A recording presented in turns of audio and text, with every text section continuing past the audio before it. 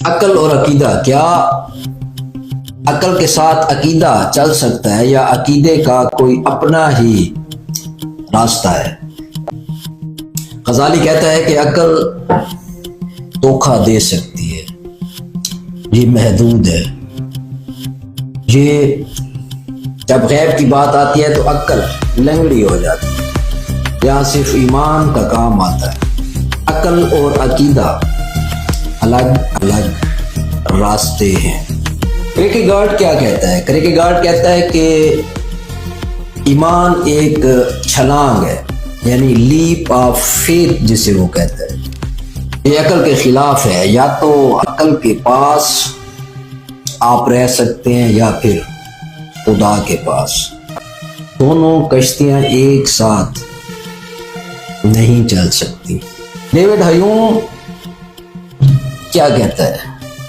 کچھ وہ یوں مدخل ہوتا ہے کہ عقل صرف تجربے پر چلتی ہے، یعنی یہ جذبات سے اس کا آپس میں کوئی تعلق نہیں۔ وہ گروہ جو اس کی مخالفت کرتا ہے وہ کیا کہتے ہیں؟ کہتے ہیں کہ عقیدہ اور عقل ایک ساتھ چل سکتے ہیں۔ ابن رشد آواز دیتا ہے کہ سچائی ایک ہے۔ عقل یعنی فلسفہ اور عقیدہ یعنی مذہب ایک ہی حقیقت کے دو رخ ہیں، یہ دودھ شریک بہنے ہیں، ان میں تضاد صرف ظاہر کا ہے، حقیقت کا نہیں ہے۔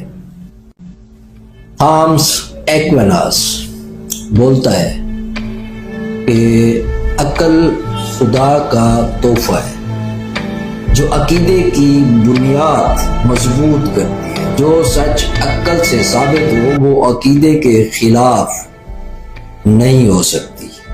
تو پھر حقیقت کیا ہے؟ حقیقت ان دونوں کے ملان میں کہیں چھپی ہوئی ہے۔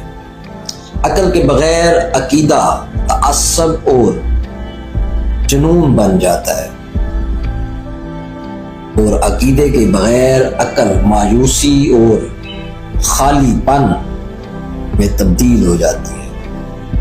عقل ہمیں زندہ رہنا سکھاتی ہے، عقیدہ ہمیں جینے کا مقصد دیتا ہے۔ حقیقت یہ ہے کہ انسان کو ان دونوں کی ضرورت ہے۔ دن کی روشنی میں چلنے کے لیے عقل کا سورج چاہیے، اور رات کی تاریکی